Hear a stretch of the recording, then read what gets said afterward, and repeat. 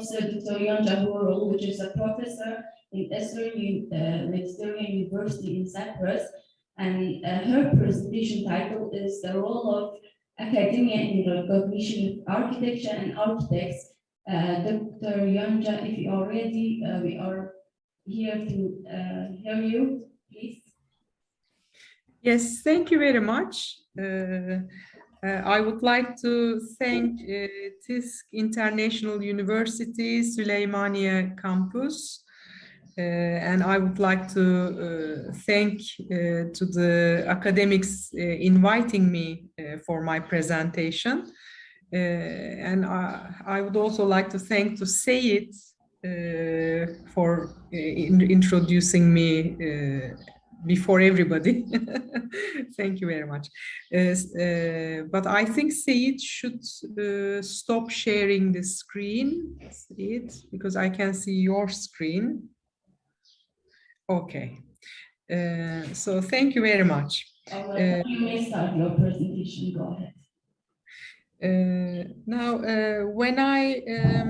when I received the call for this presentation, and when I saw the heading of the program as the role of academia appraising architects work in community, I thought that I may contribute to this subject with my experiences about accreditations and what I think about accreditations of the universities. So let me share my screen so that I can start my presentation.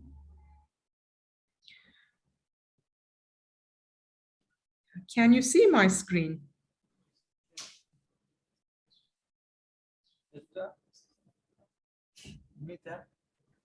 Yes, hocam. Okay, thank you very much. Thank you very much. First of all, I must say that since 2010, I think, I worked on accreditations, and this is the answer, my answer. There may be many different answers, of course, to appraise architects in community. My answer is recognition. The recognition of architects and recognition of all graduates is an important duty of universities, I believe. So my presentation will be in that direction, and I believe the recognition can be realized by the professionals themselves, by showing their knowledge with their ethical behavior, but also the universities and other institutions can contribute to recognition of all professions, actually. And for architects, it might be slightly different. So I will be relating the subject at the end to the architects' recognition. So first of all, university is a recognized institution in a community. And when they give diplomas to their students, to their graduates, this is a kind of statement, that this is a kind of declaration that these people who have these diplomas, these documents, certificates, are eligible to run this profession. And this is altogether accepted by everybody in the community in that country. And then this gives a power to the professionals. And this power is known as the deontic power. Deontic power is the power of duty. You know what to do and you know how to do, and you are elected to do that. And some other people might not be allowed to do that because you are eligible to do that. You have sufficient credentials to do that. So this is very important. This concept, deontic power, can be given by institutions to people. And it can be given to people through elections, through institutions. There is a lot of mechanisms in the society to give this power in different ways to people. And one of them is through universities to the professionals. And this comes from the concept comes from the philosophy of language. So if we carry on from here, my presentation will have 3 parts, and one part is how universities can contribute to increase the deontic power of their graduates. How can they make their graduates more recognized, but recognized by more people, recognized better? This is very important. And how can this deontic power be preserved? That's another issue. And the answer to this is the presence of knowledge and also ethics, as Seyit Ermiyagil presented very nicely. The third part of my presentation is to make some reflections to architecture and the profession of architects as general. Now, the recognition increases the deontic power through declarations. The university declares certain things. And these declarations and these degrees, these documents, these, let's say, whatever, the declaration as a paper or the diploma, let's say, give some symbolic capital to the owners of those documents. Now, what does symbolic capital mean? You can earn money with that. When you have diploma, you are eligible to do certain jobs, and you are eligible to earn money through your knowledge and your skills and your whatever your professional attitudes all together. And this concept of symbolic capital can be found in Pierre Bourdieu's philosophy generally. And this is getting more and more important every day in the whole world. People are recognized through their CVs, people are recognized through their diplomas. This is getting more and more strong. And prizes in competitions can contribute to recognition. And one way of increasing the deontic power of professionals by the academia is accreditation or equivalency, to achieve accreditation or equivalency. Accreditation, the term comes from credentials. I have credentials to do certain things. This means that I'm eligible. I have documents showing that I'm eligible to do those things, and I can list what are my eligible characteristics. And it also has ethics dimension. When you talk about credentials, this means that you are eligible to do the things that you only know. Otherwise, this is ethics directly. If you don't know, you shouldn't do it. So it also has a relationship in that direction. So I'm going to make my presentation about how these accreditations can be received and what can be done to start going into that direction. There might be different approaches.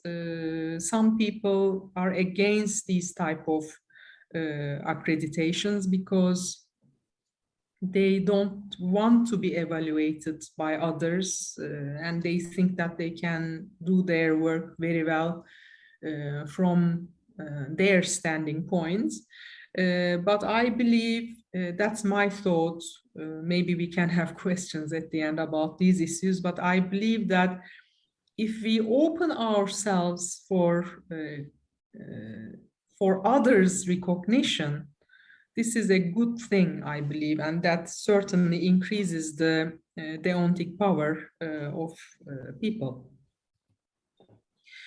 Now, if university is recognized, then the graduates are recognized as well. So this is, I'm talking about either national accreditation or international recognition. All these are going into this issue, and I believe it is very useful. And we learn also a lot from each other during this process. First of all, university needs to be recognized by its own society. So this also means that the methods of universities, which is secular and scientific, is also appreciated by the society. In one way or another, there are different ways of integrating the scientific knowledge into any society, any culture. And there may be some national institutions, such as Ministry of Education, chambers of professions, which can also provide some ground for recognition, better recognition of, let's say, the Department of Architecture, let's say, as an example. Yeah, so if we continue, now we are into the phase B. Now, to preserve this deontic power, to preserve this power by accreditation or recognition, use of the appropriate knowledge and skills is very, very important. So this means that I am telling that the universities should work on to get these issues of recognition, accreditation, or equivalency. This is the duty of universities, administrations. And also the universities should give the appropriate knowledge and skills to their students so that it will work. Otherwise, it won't work. You cannot get it as well. And then care for ethics is the third leg. There are 3 legs in this. So that there should be care for ethics as well, so that it can be preserved. This recognition can be preserved. If society recognizes me, and if I really produce good work with my knowledge, and if I really behave appropriately that everybody respects, then I can preserve that power. Otherwise, I cannot preserve this power, and it affects the whole graduates of a university as well. Yes, the knowledge is the scientific knowledge. In architecture, of course, we can talk about this. Architecture, the knowledge of architecture is very interesting because it brings together a lot of disciplines knowledge. It brings art, it brings engineering, it brings in philosophical issues, historical issues. A lot of things go into the knowledge of architecture from very different fields. So that we can say that it also has arts and humanities approach, social sciences approach, engineering approach, natural sciences. It mixes all of these approaches, which require different way of thinking, actually. So this means that we are as architects very capable of maneuvering between these different pieces of knowledge as required on certain cases. Now, when we talk about ethics, it becomes even more clear that we have professional ethics, which is different. We have universal ethics, which is different. We have also values in the society, which is also very different depending from society. In all societies, it is different. So we have to consider them all. And we have to somehow create peace between them. So it's really not easy. Now, the knowledge can be gained through courses and practice, but ethics education, I don't think it can be achieved through courses directly. In different countries, the chambers of architects ask their members to attend at least 2 programs during a year about ethics. So that may be, maybe they do some other things as well, but this is one way of making it important in their community. Now, then I will ask, what will be the role of academia in recognition of architects? More specifically, what can academia do for this? What is the way of doing this? What is the way of, let's say, for departments of architecture to create a background for this accreditation or recognition, or let's say equivalency issues? First of all, the national higher education institutions, if there is any, I think there should be some body at the top of universities to somehow create synchronization between universities. And since there are many universities emerging, there needs to be a kind of recognition and control mechanism as well by the government. So that must, then that if there is any institution like that, or the government should encourage universities towards recognition by more people. There can be national accreditation institutions. For example, let's say chambers of architecture can form a national accreditation institution in cooperation with the universities, and this can somehow try to guarantee the quality of education in the whole country. So that might be a good step to have a national accreditation institution. And of course, the academics of departments of architecture in this case should be voluntarily working in these institutions to see what's going on. Rectors offices of universities may also apply for general accreditation, and for recognition, for any step towards accreditation, recognition, or equivalency, it is very important for universities to expand the relationships in the society. So it should be like developing roots into different parts of the society. This starts with having good connections with alumni, with the graduates of the university. University should have very good connections with its alumni, so that later this will bring a lot of support. I'm not talking about economic support, that's also valid, but then you can reach them and ask them to evaluate you, and you have to have contact with them. And then I'm sorry, I'm trying to find out.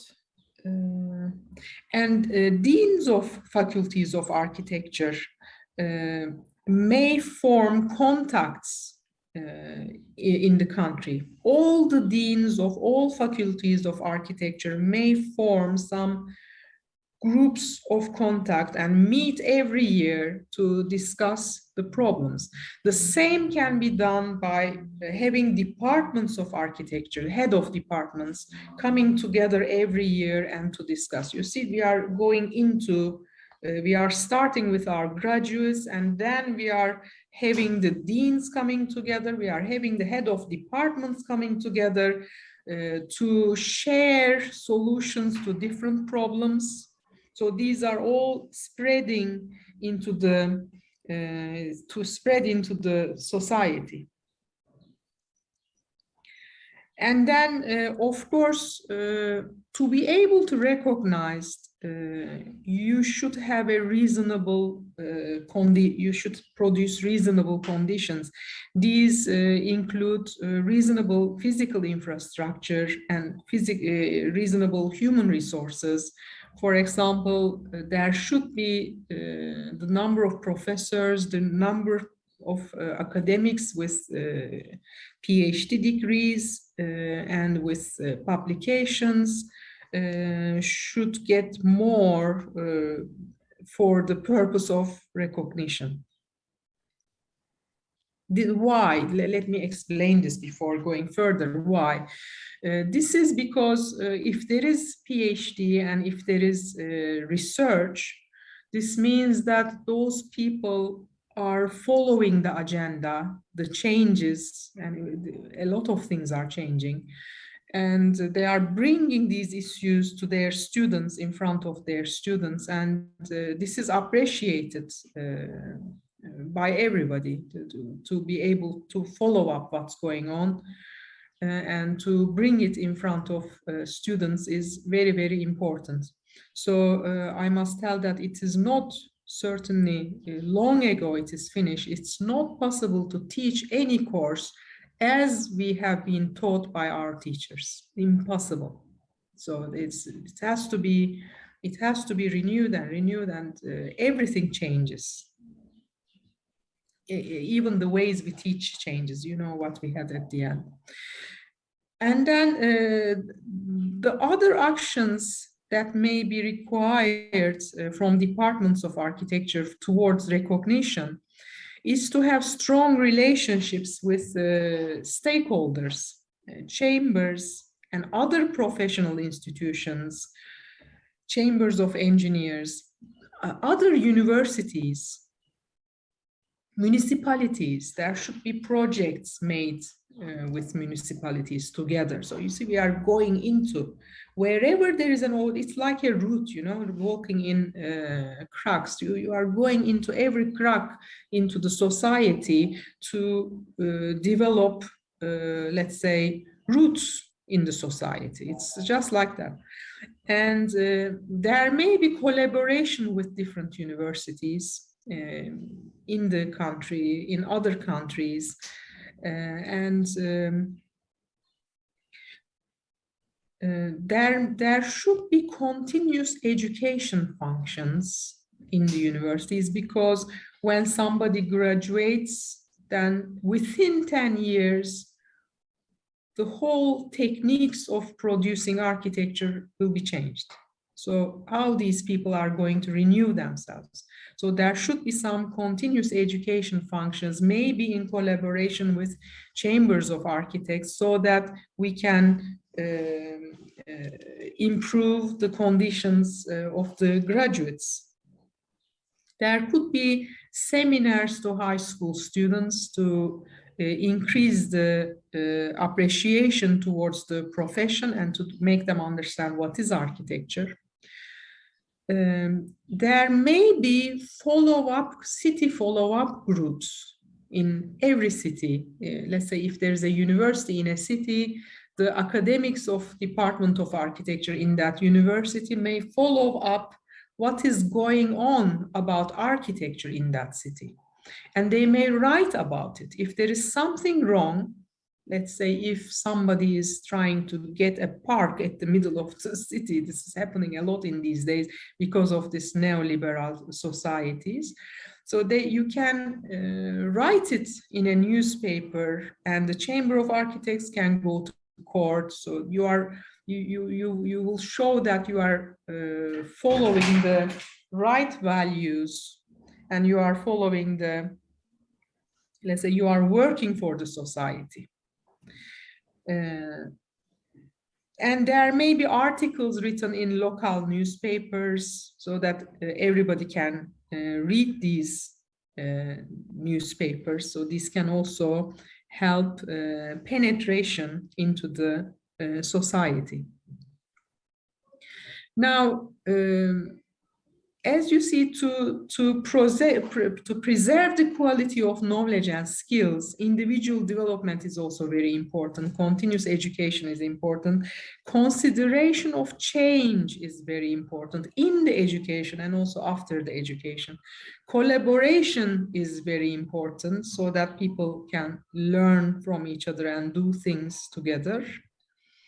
And about the ethics, again, if we highlight the issues about ethics, considering society and individuals, there are certain theories. I just wrote their names here, some important names, but I won't go into them. And consideration of universal values such as human rights, peace, and freedom. Values of society, we cannot go against the values of society, so there should be always these should be in harmony. Professional values of architecture is very important. Respect to context, honest tectonics. You know, in theories of architecture, these type of ethical issues are very frequently highlighted. And a minute ago, half an hour ago, Seyit Ermiyagil presented about how drawings can affect professional values. And it requires, it's not easy. It requires, ethics is not easy. It requires deciding with your mind and heart together, and for each case differently. We cannot say that I always support this or I always do that. You have to think about it all the time. Providing criticism, accepting critics, being open for change are important values for recognition. If you are too closed for change, and if the society is evolving, then they won't accept, they won't recognize if that is the issue. So I think, yeah. So three-sided action is required. Universities, faculties, and departments should take action to penetrate into the society and to prepare the background for better recognition. And architects are required to follow up the new developments and behave ethically, so they have to have sufficient knowledge from the education as well. And interaction between universities and graduates is also very important. So thank you. So that was my presentation. I'm stopping sharing my presentation. Thank you, Dr. Yonca, for your fruitful information. I will ask the attendants if they have any questions. I think we don't have any question. Thank you for your time. We appreciate your time and your energy. Thank you a lot.